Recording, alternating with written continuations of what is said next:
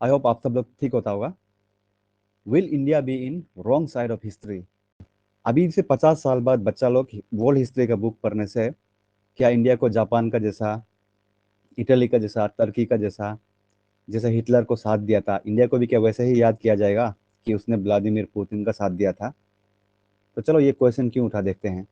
ये देखो, यूएस का एक ऑफिशियल है, ये जो फोटो में दिखाई दे रहा है, जेन साकी नाम है इसका। ये जो सेक्रेटरी ऑफ प्रेस है यूएस का, व्हाइट हाउस का, इसने बोला है कि India could be on wrong side of history. देखो कब बोला था ये, कैसे मोमेंट में बोला था, उसको अभी देखते हैं। उसको एक रिपोर्टर ने तो वो क्या सही कर रहा है क्या बोलकर, जो सैंक्शन लगाया है रशिया पे उसको वायोलेट कर रहा है क्या बोल। तो जेन साकी ने बोला नहीं, वो वायोलेट तो नहीं करेगा होगा उसको, लेकिन इसके बाद उसने क्या ऐड किया कि India could be on the wrong side of history, मतलब इंडिया हिस्ट्री का गलत साइड में हो सकता है बोलकर। और उसके बाद इतना तो बोल दिया, और भी बहुत कुछ बोला। देखो, सोचना चाहिए कंट्री को कि कहाँ पे होना चाहिए, हिस्ट्री का कौन सा समय का किस वक्त में होना चाहिए। अभी से बहुत साल बाद बच्चा लोग हिस्ट्री किताब पढ़ेगा तो इंडिया को ऐसे हीरो देखना चाहिए ना, ऐसे विलेन देखना चाहिए। तो बोला है कि अभी देखो, ऐसा ही बोल दिया कि रशियन लीडरशिप का सपोर्ट कर रहा है जैसा बोल दिया, तो उससे काफ़ी डिवास्टेटिंग इम्पैक्ट होगा। तो ये भी सोच समझ के बोलना चाहिए था, इतना भावनाओं में भी नहीं बहना चाहिए था। जेन साकी, सेक्रेटरी ऑफ प्रेस। तो देखो इंडिया ने भी क्या कर दिया था, जो इस टाइप का जो वॉर निकला है। वेस्टर्न लोग अभी काफ़ी सेंटिमेंट है ये यूक्रेन वाला चीज़ को लेकर, इतना सारा सैंक्शन तो लगा दिया रशिया पे। ये देखो ये तो इन्होंने क्या किया है, रशिया के ऊपर ये सब कंट्रीज ने मिलके, इवन जापान भी मिलके सैंक्शन लगा दिया कि इनके साथ बिजनेस नहीं करेगा। तो ऐसा है तो अभी रशिया का जो बिजनेस पूरा खतरा में पड़ रहा है।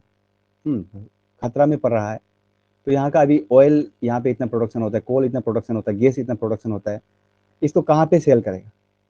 इवन तो ये यूरोपियन कंट्रीज भी ले रहा है लेने में, उसको हम लोग बाद में बात करेगा। तो रशिया ने ऑफर ऑफर किया कि इंडिया को आपको ऑयल जो डिस्काउंट में देगा, लेकिन एक शर्त है कि, शर्त क्या, ये तो मैंडेटरी हो गया क्योंकि स्वीप से बैन कर दिया उसको। एक शर्त है कि स्वीप को बाईपास करके हम लोग अलग टाइप से कुछ ट्रांजेक्शन करना पड़ेगा। तो इंडिया ने भी, रशिया ने ऑफर ऑफर किया कि इंडिया को आपको ऑयल जो डिस्काउंट में देगा, लेकिन एक शर्त है कि, शर्त क्या, ये तो मैंडेटरी हो गया क्योंकि स्वीप से बैन कर दिया उसको। एक शर्त है कि स्वीप को बाईपास करके हम लोग अलग टाइप से कुछ ट्रांजेक्शन करना पड़ेगा। तो इंडिया ने भी ये चीज़ को अप्रूव कर दिया क्योंकि इंडिया तो जमाना से पार्टनर है स्ट्रेटेजिकली, रशिया से अच्छा रिलेशन है। तो इंडिया ने इसको जल्द से अप्रूव कर दिया, और ऊपर से क्या है, डिस्काउंट में ऑयल मिलेगा बोला है। तो इंडिया भी क्यों जल्दी जल्दी अप्रूव किया होगा, उसको भी हम लोग देखते हैं। तो अभी स्वीप को बाईपास करने के लिए, स्वीप में क्या है, डॉलर से होता है, डॉलर से ट्रांजेक्शन होता है। तो स्विफ्ट को बाईपास करने के लिए इंडिया का ऑफिशियल्स एंड रशिया का ऑफिशियल्स ने बात किया कि रुपी एंड रूबल में ट्रेड करेगा बोलकर। ये रूबल जो रशियन का करेंसी है, ये भी आप लोगों को काम आएगा, याद रखना है। देखो ये सिस्टम को मैकेनाइज करने के लिए, यूज में लाने के लिए क्या करना होगा इंडिया और रशिया को। जो रशियन बैंक है, वो जो इंडियन बैंक में बैंक अकाउंट खोलना होगा, और जो इंडियन बैंक है जो रशियन बैंक अकाउंट में बैंक अकाउंट खोलना होगा बैंक में। तो वहां से जो खरीदेगा, वहां से जो ऑयल खरीदेगा, तब रशियन रशियन रूबल में पे होगा वहीं का बैंक से। और ये वहां से जो पैसा जो भेजेगा वो इंडिया का बैंक में डालेगा। तो इसके बाद में दोनों गवर्नमेंट मिलके एक्सचेंज को कैसे करना है वो कर लेगा, बट वहाँ का जो ट्रेडर्स है उसको अपना ही करेंसी में पैसा जो मिलेगा। अभी देखो इंडिया को ये स्टेप क्यों लेना पड़ रहा हो। इंडिया देखो ऑयल का बहुत बड़ा इम्पोर्टर है, थर्ड लार्जेस्ट है वो वर्ल्ड में। और अभी रशिया को भी जरूरी है कि उसको कहीं में अपना ऑयल बिक्री करना है, वेस्टर्न यूएस से भी सैंक्शन लगा दिया है, और ऊपर से इंडिया को डिस्काउंटेड रेट में देगा वो। और तेल का दाम तो यहाँ में देखा ही है, अभी पेट्रोल का प्राइस कितना है, आई थिंक 95 समथिंग रुपीज़ है, इतना इन्फ्लेशन चल रहा है। तो इंडिया को भी अच्छा मौका है कि चलो ठीक है, थोड़ा कम दाम में रशिया से ऑयल जो खरीद लेगा। इंडिया जो अपने 80% ऑफ द जो ऑयल नीड है वो इम्पोर्ट करता है। देखो इंडिया तो बेचारा रशिया से पहले इतना ज़्यादा ऑयल इम्पोर्ट भी नहीं करता था, 2 to 3%, सिर्फ इतना ही। अभी इंडिया का देखो इतना ऑयल का प्राइस इंटरनेशनल मार्केट में इतना अप है, तो अब थोड़ा सा खर्चा को कम करने के लिए इंडिया भी ये डील लेना जरूरी बोलकर समझा है। देखो इंडिया पहले यहाँ से ये ईरान हो गया, जो मिडिल ईस्ट जितना भी है, यहाँ पे सऊदी अरबिया, ये सब एरिया से अपना पूरा ऑयल जो इम्पोर्ट करता था। अभी रशिया से तो कहाँ, इतना दूर है, कुछ भी इम्पोर्ट नहीं करता था। लेकिन आफ्टर द अभी जो यूक्रेन वॉर चल रहा है, यहाँ पे जो डिस्काउंट में देगा बोला, इंडिया ऑब्वियसली ट्राई करेगा यहाँ से जितना थोड़ा दूर होने से भी इम्पोर्ट करने के लिए। और यहाँ तक भी बोल दिया कि रशिया ने चलो आपका शिप का खर्चा तक भी दे देगा बोलकर, शिप का आने जाने का खर्चा, मतलब ऑलमोस्ट सिर्फ इसका पैसा देना है, 20-30% डिस्काउंट दे रहा है, ऊपर से आपका आने जाने का खर्चा भी दे देगा। इससे अच्छा क्या हो सकता है अभी अभी का समय में इंडिया को। तो ये है। अभी अपना यूनाइटेड स्टेट का हिपोक्रेसी को देखिए, उसने तो बोला है कि ये एनर्जी को बैन कर देगा वहाँ से। एनर्जी इंक्लूड्स ऑल एनर्जी, कोल हो गया, ऑयल हो गया, गैस हो गया, इवन यूरेनियम, जो क्या होता है न्यूक्लियर बम बनाने में यूज़ करता है, इलेक्ट्रिसिटी प्रोडक्शन के लिए भी यूज़ करता है। तो रशिया, यूएसए ने बोला है कि सारा चीज़ बैन कर देगा रशिया से, बट एक्सक्लूडिंग द यूरेनियम। देखो कितना, क्या बोलेगा, कमीना है। खुद को यूरेनियम का जरूरी पड़ा है तो यूरेनियम को बैन नहीं करेगा और बाकी चीज़ को, सब कुछ को बैन कर देगा। तो अभी खुद सोच सकता है कि वो क्या खुद right side of the history में है कि नहीं। अभी इंडिया जो अपना ऑयल, इंडिया का नीड है अभी ऑयल, तो इंडिया उसको इंपोर्ट कर रहा है, उसमें इंडिया का क्या गलती है। यूरेनियम इनका नीड है, ये लोग भी यूरेनियम तो इंपोर्ट कर रहे हैं ना। तो यूएसए भी समझना जरूरी है। अभी देखो, इंडिया तो ऑयल खरीदेगा ही खरीदेगा रशिया से, और यूएसए कुछ भी नहीं कर सकेगा। क्यों कुछ भी नहीं कर सकेगा, ये देखते हैं हम लोग। इंडिया पहले से ही बोल दिया था कि रशिया और यूक्रेन का जो वार है, जो भी नाटो वाटो का जो क्राइसिस चल रहा है, वो जो उनका खुद का वार है, इसमें इंडिया का कुछ भी हाथ नहीं है। इट्स नॉट आवर वार, ये उनका वार है। और ये इंडो पैसिफिक रीजन में भी यह नहीं पड़ता है, यूरोप में चल रहा है वार। तो वहाँ पे जबरदस्ती क्यों रशिया से अपना रिलेशन खराब करो बोल के यूएसए बोल रहा है। ये तो मानेगा नहीं इंडिया।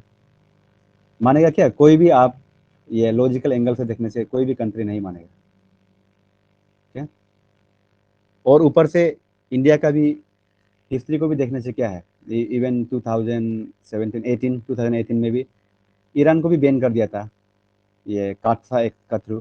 काउंटरिंग, इसका फुल फॉर्म है countering America's adversary through sanction act. अभी तो सीधा वार वार नहीं कर सकेगा, लेकिन उसका जो अमेरिका जो अपना दुश्मन देश है उसको सैंक्शन लगा लगा के क्या करेगा, पनिशमेंट देगा। सैंक्शन क्यों लगा सकता है ये लोग, ये स्विफ्ट का कारण। और डॉलर, डॉलर से सारा ट्रांजेक्शन होता है, इसका कारण ये लोग बहुत कुछ सैंक्शन लगा सकता है। अभी भी ये कादसा एक के थ्रू किस किस को, रशिया को सैंक्शन लगाया हुआ है, ईरान को लगाया हुआ है। बोला था इंडिया और ईरान जो ये ईरान का करेंसी और इंडिया का रुपये में ट्रांजेक्शन करेगा बोलकर, बट बहुत ज़्यादा सक्सेसफुल नहीं हो पाया। तो यहाँ भी इंडिया का अपना लॉस हो गया। अभी वो रशिया से भी ताई ताई ताई को काट के उसको अपना लॉस करा बोल रहा है, मतलब रिलेशन खराब करके इंपोर्ट नहीं कर देगा बोलकर। रशिया भी तो याद रखेगा ना, वार का समय में, जरूरत के समय में इंडिया साथ दिया था कि नहीं दिया था बोलकर। और बाइडेन एडमिनिस्ट्रेशन ये कुछ भी बोलता रहता है। ठीक है, इवन जब यूएन में वोट देने के लिए नहीं आया था इंडिया, जो वोट देने के लिए नहीं आया था, तो अपना मर्जी है। बाइडेन नहीं, मतलब बाइडेन का ऑफिशियल्स ये लोग कुछ भी बोलता रहता है। ये इवन इंडिया, यूएई, ये सबको तो बोल दिया था कि अगर तुम हम लोगों का साथ नहीं है तो तुम रशिया का साथ दे रहा है, तो व्लादिमीर पुतिन का साथ दे रहा है। तो सोच समझ के बोलना चाहिए। और इसके बाद में कुछ थोड़ा सा माफ़ी उफ़ी मांगा, कि उसका मीनिंग ये नहीं था बोलकर, कुछ अलग टाइप से बोलना चाहता था बोलकर। तो इसका रिकॉर्ड है, मतलब ये बाइडेन का खुद क्या चाहता है वो क्लियर नहीं है, कुछ भी बोलता रहता है बोलकर।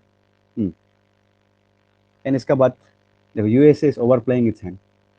इसका मतलब क्या है, देखो खुद का पास उसका अपना बहुत सारा ऑयल रिजर्व है यूएसए का पास। ट्रम्प का समय में क्या क्या था, ज़्यादा इंपोर्ट नहीं करेगा बोलकर अपना कंट्री का ऑयल जो रिजर्व है उसमें प्रोडक्शन जो इंक्रीज कर दिया था। लेकिन बाइडेन एडमिनिस्ट्रेशन ने क्या किया है, अपना डिक्रीज कर दिया ऑयल का जो प्रोडक्शन है। और ऊपर से इंडिया को बोल रहा है कि ये यहाँ से ऑयल इंपोर्ट मत करो, वहाँ से ऑयल इंपोर्ट मत करो। पहले ईरान को भी बैन बैन कर दिया, वेनेजुएला को भी बैन कर दिया, बैन करके रखा हुआ है। तो अभी रशिया को भी बैन कर देगा, तो किससे ऑयल इंपोर्ट करेगा। अगर इसको बैन करना है तो ये दोनों से वो रिलेशन थोड़ा ठीक कर लेना था ना, ताकि ये दोनों से इंपोर्ट कर सके, वर्ल्ड में थोड़ा ऑयल का मतलब ठीक ठाक अवेलेबिलिटी हो सके, तो ये सब भी नहीं किया है। और यूरोप तो देख ही लो, सपोज यहाँ पे रशिया है, यूरोप यहाँ पे है, तो यूरोप का जितना भी गैस, ये पेट्रोलियम, ये सब जो चलता है, रशिया का वजह से चलता है। 30 to 40%, 45, 30 से 50% के बीच मान लो। ये सारा जो क्या है अपना एनर्जी नीड्स जो यूरोप जो यहाँ से रशिया से इंपोर्ट करता है। इवन जर्मनी तो और भी ज़्यादा, 60-70%, 60-70-75% अपना जो ऑयल ऑयल या गैस का नीड्स है वो रशिया से पूरा कर सकता है। तो यहाँ पे सैंक्शन लगाते वक्त भी इवन यूरोपियन यूनियन और ये बोला है कि हाँ हर चीज़ में सैंक्शन लगाएगा, लेकिन ये एनर्जी में सैंक्शन एग्जाम्प्टेड है बोलकर, एनर्जी में नहीं लगाएगा। तो इनका हिपोक्रेसी देखो, खुद को जरूरी है तो यहाँ पे नहीं लगा रहा है और इंडिया को लगाओ बोल रहा है। तो पहले ये इनको भी जाके बोलना है ना, लेकिन नहीं बोल सकेगा बाइडेन इनको भी। क्यों? क्योंकि अगर ऐसा बोलने लग जाएगा तो क्या है, सब लोग इसका नेटो, इवन नेटो कंट्रीज भी इसका साथ नहीं दे। तो वही पावर मिला बोल के उसको ज़्यादा भी यूज़ नहीं करने देगा, तो क्या है, सब लोग इसका नेटो, इवन नेटो कंट्रीज भी इसका साथ नहीं दे। तो वही पावर मिला बोल के उसको ज़्यादा भी यूज़ नहीं करने। तो लास्ट एंड मोस्ट इम्पोर्टेंट चीज़ क्या है, इंडिया का भी अपना स्ट्रेटेजिक ऑटोनॉमी है। यहाँ पे स्पेलिंग थोड़ा सा गलती हो गया। तो देखो इंडिया क्या, यूएसए जो बोलेगा उसके पीछे पीछे वो चलते रहेगा क्या? सिंस हम लोग हिस्ट्री को देख सकते हैं, नॉन अलाइनमेंट मूवमेंट से इंडिया जो ना यूएसए का साथ था ना रशिया का साथ था, वो जो अपना ही लाइन बना के चल रहा था ऑटोनॉमी के हिसाब से। अभी का समय में तो और भी यूएसए को भी समझना चाहिए कि अभी बाइपोलर वर्ल्ड नहीं है कि पहले जैसे यूएसएसआर था और एक साइड में यूएसए नेटो ये सब था। अभी जो मल्टीपोलर वर्ल्ड है, इंडिया का अपना वो है, अपना रीजन में दबदबा है, चाइना का अपना दबदबा है, रशिया का अपना है, उनका अपना है, यूएसए का अपना है। तो ये सबको समझना चाहिए। तो सारा कंट्री से रिलेशन खराब करके, चाइना से तो रिलेशन खराब है ही, और रशिया से भी रिलेशन खराब करो बोल रहा है। तो सारा कंट्री से रिलेशन खराब करके क्यों, सिर्फ यूएसए के साथ अच्छा बना के क्या गारंटी है बाद में यूएसए इसको इंडिया को साथ देने आएगा बोलकर? कुछ भी गारंटी नहीं है। तो इंडिया बिल्कुल भी ऐसा करेगा नहीं, ये उसको खुद को भी मालूम है, खुद को भी मालूम है। और और ज़्यादा ज़बरदस्ती बोल रहे हैं बोलने से इंडिया इंडिया तो मानेगा नहीं, और बाद में तो खुद को भी प्रॉब्लम होगा। क्योंकि चाइना को कंटेन करने के लिए इसको भी इंडिया का ज़रूरी होगा। जितना इंडिया को यूएसए का ज़रूरी है चाइना को कंटेन करने के लिए, यूएसए को भी उतना ही इंडिया का ज़रूरी है। तो आगे का सोचने से यूएसए अभी बिल्कुल वो पोजीशन में नहीं है कि इंडिया को कहीं जोर ज़बरदस्ती कर सके। Okay, thank you then. अगर कुछ नॉलेज मिला ऐसा लगने से आप लोग लाइक शेयर एंड सब्सक्राइब कर देना। Thank you and God bless you.